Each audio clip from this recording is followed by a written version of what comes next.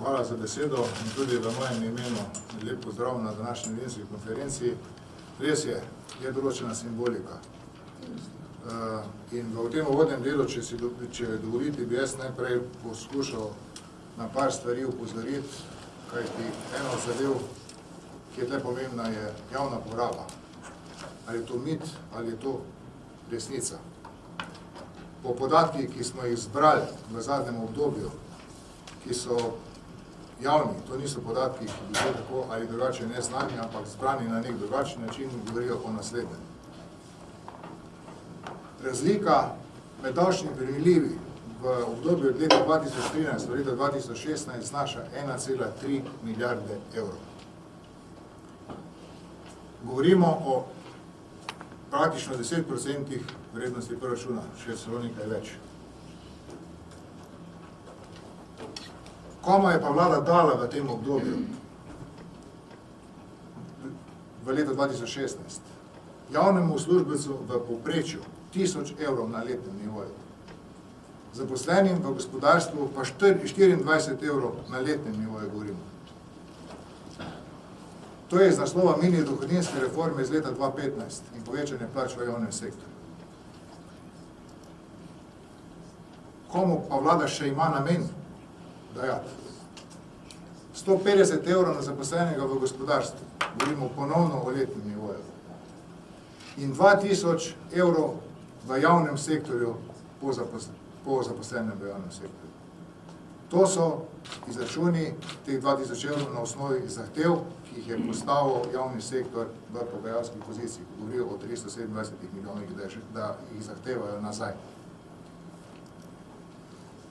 Kdo je pa najbolj trpel v tem obdobju, ko govorimo o kriznem obdobju? V gospodarstvu smo izgubili 77 tisoč delovnih mest. Javni sektor je med tem času ojačal za 15 tisoč delovnih mest.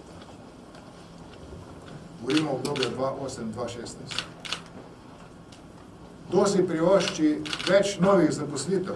Je tudi eno od zelo pomembnih vprašanj. Javni sektor je med tem času povečal število zaposlenih za 1,7%. Zasebni sektor pa 1,5%. In po podatkih zaposlenost še narašča, to pa zaenkrat še ni niti zajeto v zadnjih statističnih kazalnikih. In sedaj pridemo do mita. Mit, javni sektor dobiva nazaj tisto, kar ni bilo med krizo vzeto. Mi ocenjujemo in smatramo, da ni bilo javnemu sektorju nič vzeto, ampak jim je bilo v kriznem obdobju obljubljeno nekaj na osnovi predkriznega obdobja. Kot da krize ni in da je ni bilo in da jo nismo niti doživeli. Resnica je pa drugačna. Zaposleni v gospodarstvu, ki so bili največje žrtve te krize, so znova prikrajšani. Obenem vlada dodatno obremenjuje podjetja, kar zmanjšuje njihov razvojni potencial in možnost večjega zaposlovanja.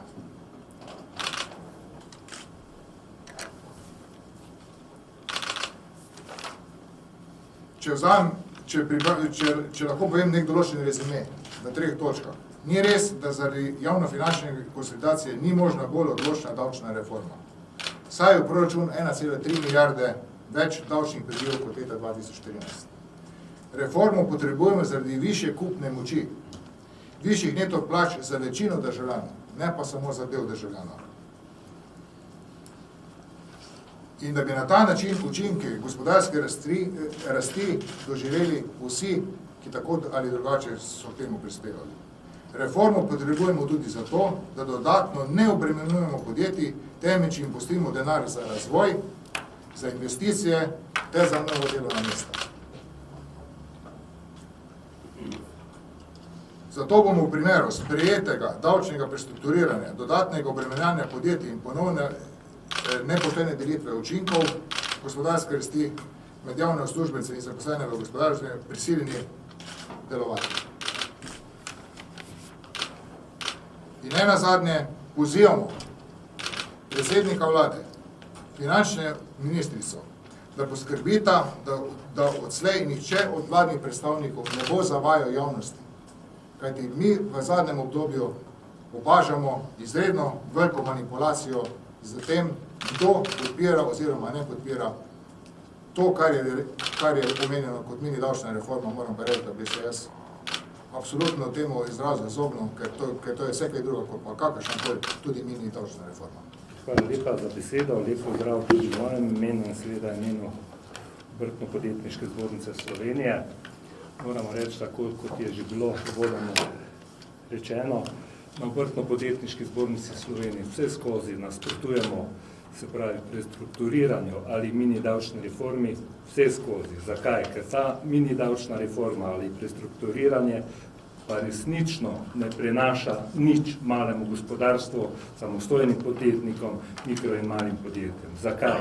Zato, ker razbremenitev plač dohodninske lestvice, tisti, ker zaslužijo na 2500 evri, imam tudi podatek, bi nekako mesečno bili razbremenjeni za 3 evre. Tisti, ko zaslužijo 3000 evrov, mesečno 34 evrov. Tisti pa, ko zaslužijo, govorim vse v bruto, pa na 4500 evrov, pa 120 evrov mesečno.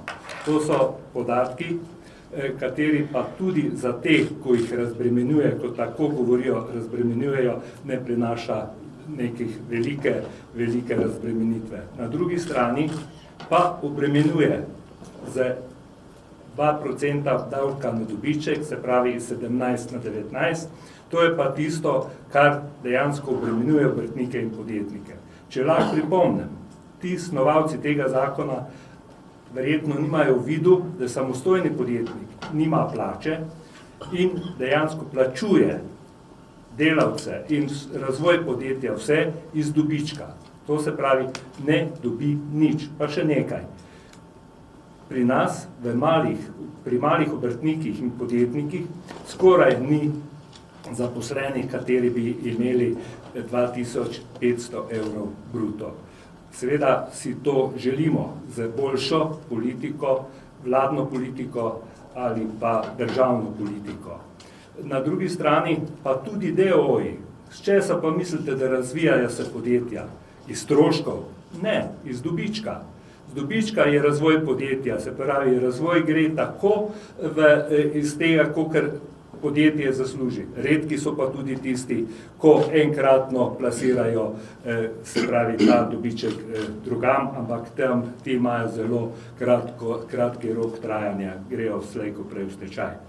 Zato še enkrat, tako kot je kolega gospod Mačkovšek že uvodoma dejal, apeliramo na vlado, na ministrico za finance, gospod Vraničar Erman, da še enkrat pregledajo, če je to smiselno, seveda pa tako kot na sindikalni strani imamo tudi na delodajalski strani tudi vzvode, da lahko se tudi mi zoperstavimo tej mini davčni reformi ali prestrukturiranju, kakor se že imenuje.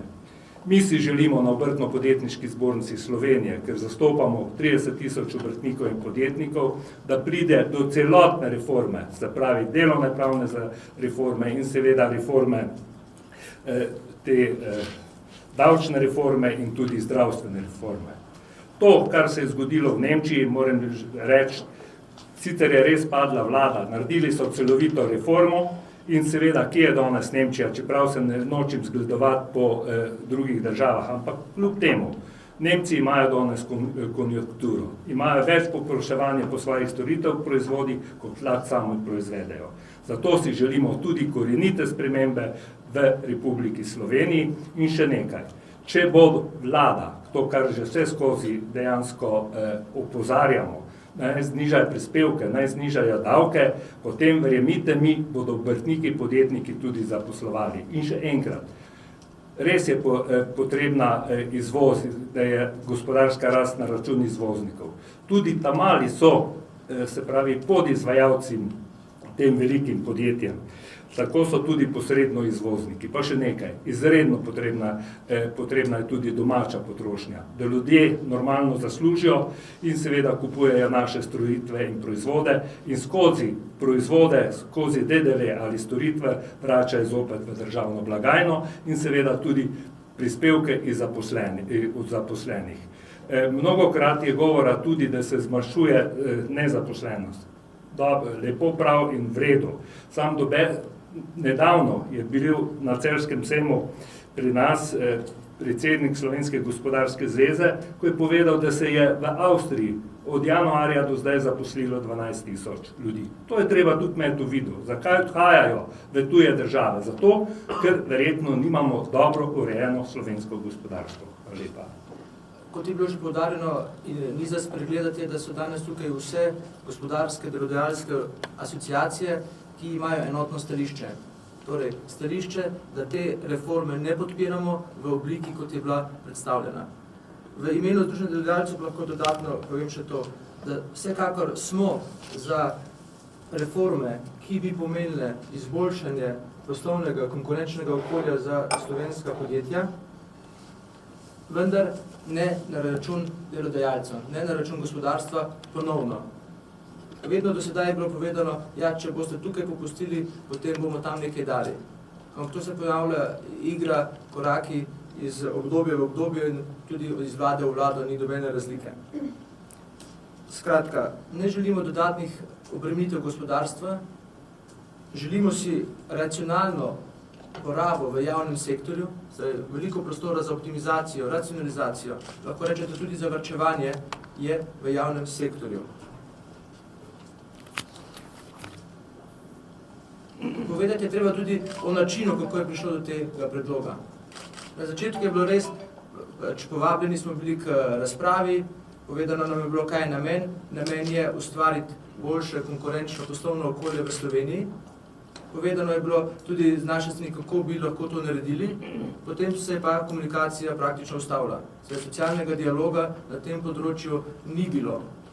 Dobili smo samo predstavljen predlog, ki pa je v nasprotju z začetnimi izhodišči dogovarjanj. In zato se resno sprašujemo, ali ima socialni dialog, oziroma dialog sploh še kakšen smisel, kakšno veljavo v tej državi. In še enkrat povedano, da tukaj smo predstavniki in podjetij, in gospodarskih združenj, delodajalcev, ki želimo v Sloveniji več zaposlovati, poslovati. Kolega je že ravno kar povedal, odhodi v tujino. Jaz mislim, da ni samo vprašanje, ali bomo lahko dodatno zaposlovali, ampak ali bomo obdržali obstoječe zaposlene. Predvsem tiste, ki so pravi nosilci dodane vrednosti, ki so inovatorji, ki razvijajo slovenska podjetja. In številke potrjujejo, da v tem trenutku ti posamezniki ne vidijo v Sloveniji za njih poslovnega okolja. Podjetja jih pa ne moremo zadržati. In to velja za vsa slovenska podjetja, neodvisno od velikosti in dejavnosti, v kateri smo, ker vsi se soočamo, še vedno bolj se bomo soočali z pomanjkanjem ustreznega kadra. Tako da, za rezime, torej smo proti predlagani reformi, ker obremenjuje dodatno gospodarstvo oziroma delodajalce. Hvala lepa. Lep pozdrav tudi v mojem imenu, predsednik Razdobs obrti in podjetništva. Začel bom takole. Prišel je čas, ko ne verjamemo več obljubam. Obljube so bile in smo bili v njih, ko smo podpisali socialni sporazum. In prvi, ki so kršili socialni sporazum, so bili sindikati in pa vlada, na kar smo ga gospodarski subjekti odpovedali. In socialnega sporazuma ni več v Sloveniji in tudi mislim, da ni več socialnega dialoga. Vlada ne posluša gospodarstva, ne posluša nas, ki ustvarjamo dodano vrednost in plačujemo državi dajatve, da lahko črpa iz teh davkov za svoje potrebe. Gospod Mačkovšek je prej pokazal tabelo, kako je potekal ta reforma, kriza. Vsi to, kar je on tu predstavil, podpiramo in ne dovolimo več, da nam vlada koriji tako sodo, kot je nam korila do zdaj. Delovna zakonodaja, vse druge zakonodaje, ki se še pripravljajo, dodatni davki, ki se pripravljajo, koncesnine za tobak. To bo vlada dobila 20 milijonov evrov, ki jih ne bo vračala za zdravstvo, pa bo jih dajala v druge namene, za neke reklame in tako naprej. To ni več držno. Gospodarstvo od tega več ne zmore. Zato, da ne bom se ponavljal za vsemi starimi kolegi, ker jih v celoti podpiram. In prvič je to v zgodovini Slovenije, da smo tako enotni. na vseh področjih gospodarstva, da enotno nastopamo. In tudi v bodoče bomo nastopali enotno. Konc je drobtinic, začeli bomo imati cele kose in tudi dajati, da bo naša družba lahko enkrat zaživela, da bo naši ljudje imeli dostojne plače, mi, da bomo lahko vlagali v investicije in razvoj naše dežele. Če želijo, naj nam dajo ponudi roko, gremo z roko v roki in naredimo nekaj dobrega za to Slovenijo. Če ne, bomo pa tudi mi vzeli piščalke in začeli piskati. Hvala lepa. Po svoje imam zelo nehvaležno vlogo, ker vedno zadnji posluša, kaj so vse sogovorniki pametnega povedali pred njim, zato bom jaz najprej pozdravil našo Emo, Simono in Igorja. To so člani našega upravnega odbora, ker ni bilo vseeno, kaj se bo dogajalo tudi na tej konferenci. Tudi zaradi tega, ker zastopamo neka stališča, ki so nad politiko. Stališča, ki so postavljena tako, da bi imeli dobro družbo. Nekateri poskušajo vedno gospodarstvo, podjetništvo in obrt tlačiti v neoliberalizem. Ampak to je zgolj življenje. To so naše družine in to je tisto, za kar se mi prizadevamo. Zdaj pa pojmo, da bomo mi imeli v bistvu vsega skupaj. Vsaka družba potrebuje nek kruh. In ta kruh je gospodarstvo. Ta sprememba pomeni to, da si iz tega kruha je nekdo odrezal eno rezino in gospodarstvo pustil rezine, drobtine. In kako bi mi lahko to podprli? Praktično skoraj nemogoče. Tudi zaradi tega, ker smo stalno poslušali, da je ta reforma usklajena. Ampak s kom pa? S to mizo, slovenskim podjetništvom, obrtjo, gospodarstvom. S kom je usklajena? S posamezniki, ki naj bi zagovarjali stališča podjetništva, obrti in gospodarstva. Tudi tam ni usklajena. Torej, živimo v eni iluziji, da bomo nekaj dobili, kar naj bi bilo dobro. Za koga pa? Pa gremo čisto po vrsti. Izrečeno je bilo, da mora vlada spoštovati tudi tiste ukrepe, ki so bili zamrznjeni. Eden od teh se je nanašal na javni sektor, da morajo izpolniti vse tisto, kar je bilo zamrznjeno. Ampak kdo se je v gospodarstvu vprašal, kaj je bilo pa nam zamrznjeno? Nam so bili zamrznjeni 15% davek na dobiček. Namesto tega imamo 19%, torej gre za 4% razlike. 50% dohodninski razred je bil začasen, ampak zdaj postal že stalen. O temu mi govorimo. O temu, da pravzaprav ne bodo merila v tej družbi za vse enaka. In kako lahko nas, ki smo tisti, ko vplačujemo, izključujejo iz tega, da odločamo o temu, kako naj se družba razvija.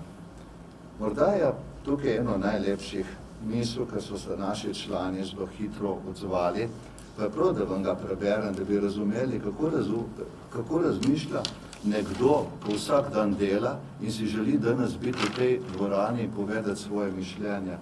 Tako je napisal, smo 95% izvozniki in v tujini se soočamo vse hujšo konkurenco.